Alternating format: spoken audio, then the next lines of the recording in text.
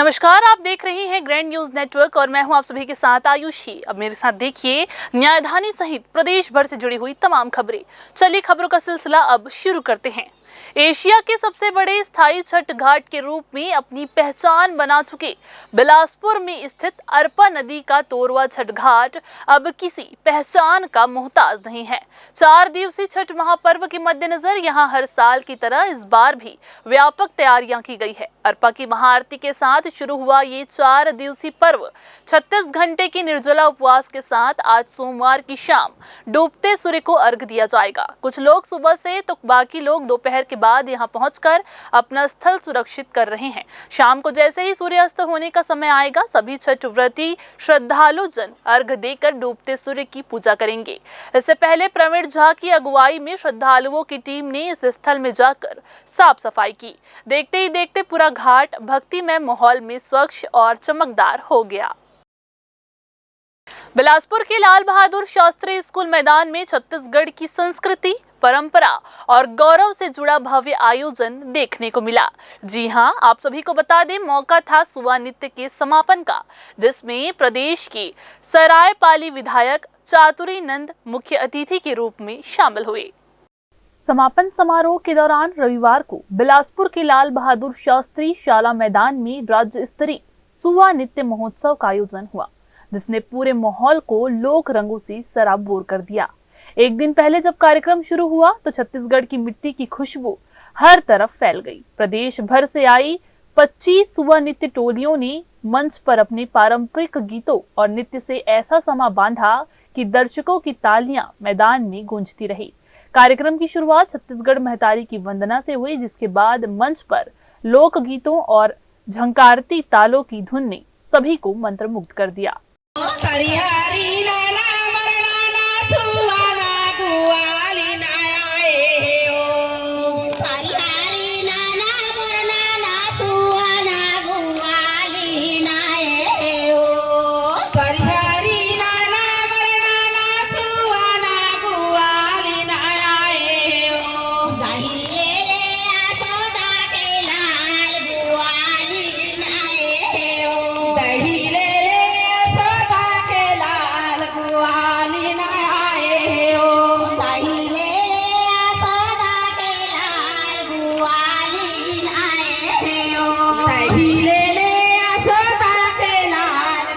कार्यक्रम का माहौल बेहद उत्साहपूर्ण और पारंपरिक रंगों से भरा हुआ था।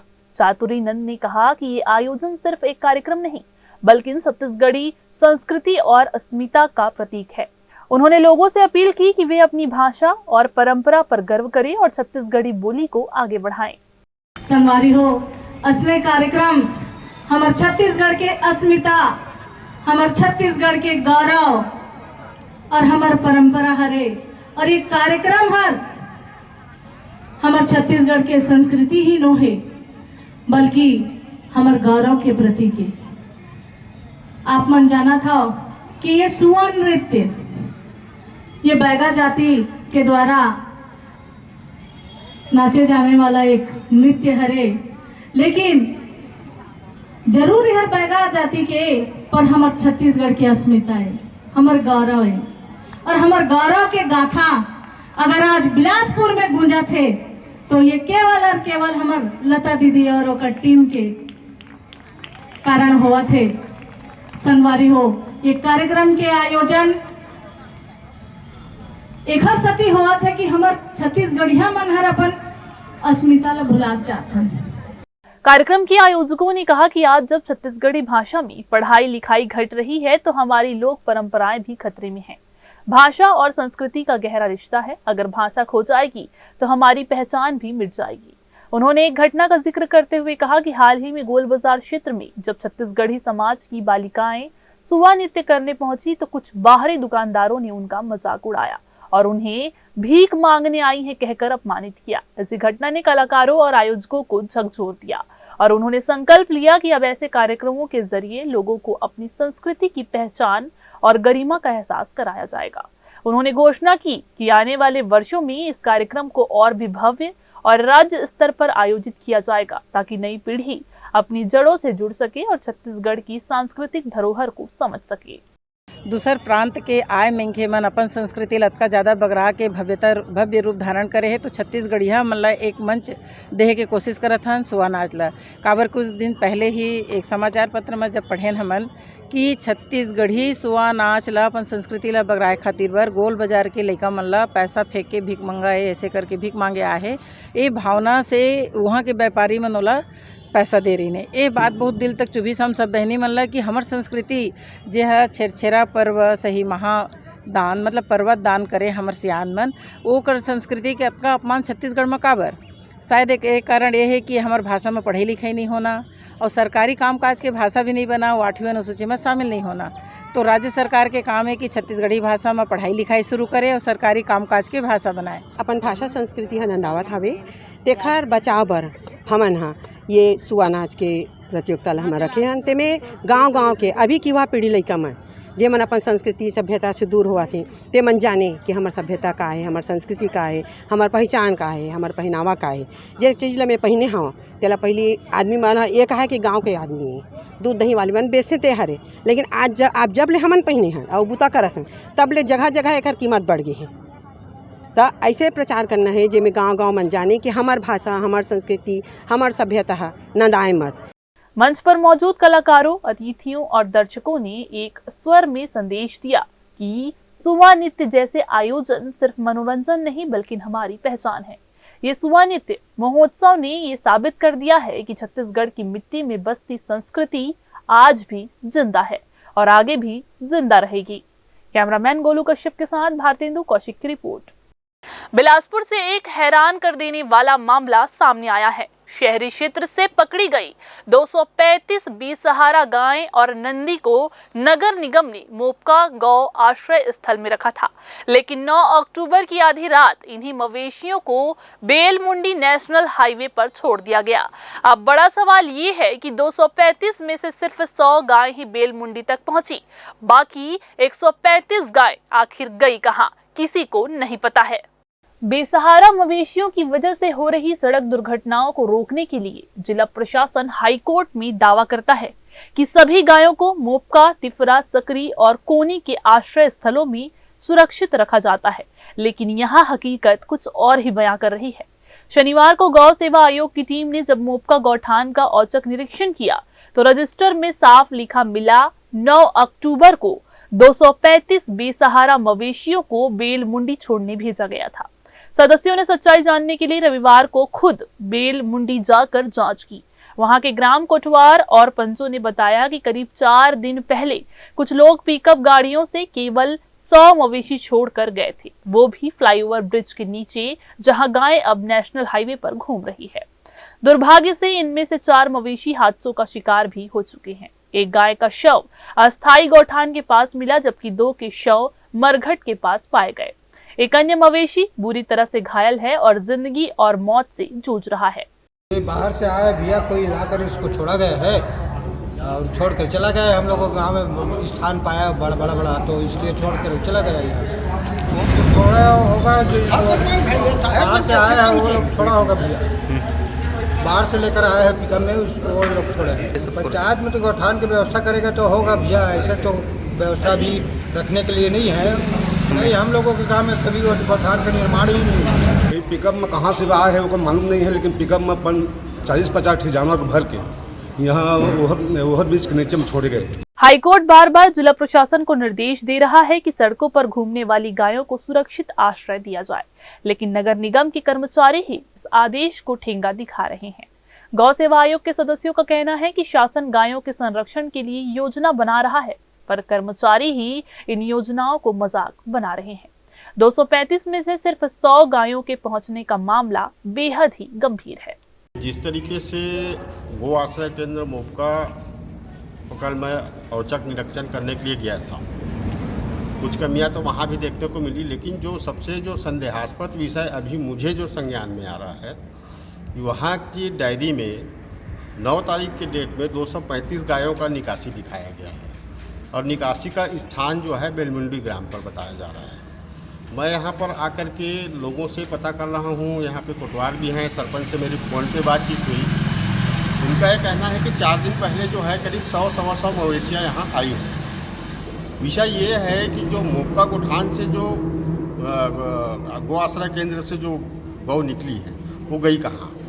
13 दिन तक जो है, 13 दिन के बाद जो है बेलमुंडी में पहुंचना ये संदेह के दायरे में लेकर के आता है। दूसरी चीज़ ये है, हमने अभी सरपंच को फ़ोन करके बोला है कि आप अपने यहाँ जितने भी मवेशी आए हैं उनका जो टैगिंग है उसको आप डिस्टर्ब कीजिए, कितने नंदी हैं, कितने गाय हैं, किस कलर के हैं, और उस टैगिंग से जो है मोपका गो आश्रय केंद्र से जो निकला हुआ पशु है अगर उसका मिलान होता है तब तो ये समझ में आएगा, अन्यथा ये मुझे बहुत बड़ा संदेह लग रहा है कि गौ तस्करों के द्वारा कोई ऐसा तो कार्य नहीं कर दिया गया जिससे वहाँ पर गौ तस्करी परिलक्षित होती हो। कि हाई कोर्ट माननीय कोर्ट का जो निर्देश है उसका पालन हम सबको करना है, आम नागरिक को भी, शासकीय कर्मचारियों को भी, विभागों को भी, और उसके अंतर्गत उस जो परिधि है उस परिधि में रह करके हमको कार्य करना है। और गोवंश को इस तरीके से रोड में छोड़ना, चाहे वो नगर निगम हो या कोई अन्य समिति या संस्था हो, ये घोर लापरवाही है। ये अब सवाल साफ है, बाकी 135 गाय कहाँ गई? क्या उन्हें बीच रास्ते में बेच दिया गया या किसी और जगह छोड़ दिया गया? इसका जवाब नगर निगम को देना होगा, क्योंकि अब ये मामला सिर्फ लापरवाही नहीं बल्कि संवेदनहीनता का भी विषय बन चुका है। कैमरामैन गोलू कश्यप के साथ भारतेंदु कौशिक की रिपोर्ट। बिलासपुर जिले के सरकारी स्कूलों में लापरवाह शिक्षकों पर अब गाज गिरनी शुरू हो गई है। लंबे समय से बिना बताए स्कूल से गायब रहने वाले शिक्षकों पर कार्रवाई करते हुए जिला शिक्षा अधिकारी ने तखतपुर ब्लॉक के 2 सहायक शिक्षकों को निलंबित कर दिया गया है। जी हां, आप सभी को बता दें कि जानकारी के अनुसार तखतपुर ब्लॉक के शासकीय प्राथमिक शाला कठमुंडा में पदस्थ सहायक शिक्षक रमाकांत कुर्रे और बसंत कुमार भानु पिछले 3 साल से अधिक समय से स्कूल नहीं आ रहे थे। डीईओ विजय टांडे को जब शिकायत मिली तो उन्होंने जांच के आदेश दिए। बीईओ की जांच में आरोप सही पाए गए, जिसके बाद दोनों शिक्षकों को तत्काल प्रभाव से निलंबित कर दिया गया है। इसी तरह जिले के कोटा ब्लॉक के शासकीय प्राथमिक शाला और पानी के प्रधान पाठक ब्रिजलाल मरावी को भी निलंबित कर दिया गया है। शिकायत थी कि वे रोजाना शराब पीकर स्कूल आते हैं, बच्चों को पढ़ाने में लापरवाही बरतते थे और मध्याह्न भोजन की गुणवत्ता पर भी ध्यान नहीं देते थे। डीईओ ने स्पष्ट किया है कि जिले में और भी कई शिक्षक ऐसे हैं जो बिना कारण अनुपस्थित है, फिर भी नियमित वेतन ले रहे हैं। अब ऐसे सभी शिक्षकों की सूची ब्लॉक से मांगी गई है और जांच के बाद उनके खिलाफ सख्त कार्रवाई की जाएगी। शिक्षा विभाग का कहना है कि स्कूल बच्चों के भविष्य की नींव है। जो शिक्षक जिम्मेदारी नहीं निभा रहे हैं उन्हें बख्शा नहीं जाएगा। इधर बेमेतरा जिले में रविवार देर रात तेज रफ्तार डिफेंडर कार ने कई वाहनों को टक्कर मार दी। इस दर्दनाक हादसे में एक युवक की मौत हो गई, जबकि कई लोग गंभीर रूप से घायल हो गए। आप सभी को बता दें, घटना के बाद पूरे शहर में आक्रोश फैल गया। मृतक के परिजन और बड़ी संख्या में युवक सड़कों पर उतर आए और आरोपी वाहन मालिक के घर के बाहर जमकर हंगामा किया। इस दौरान घर में तोड़फोड़ भी की गई और पुलिस प्रशासन के खिलाफ नारेबाजी भी हुई।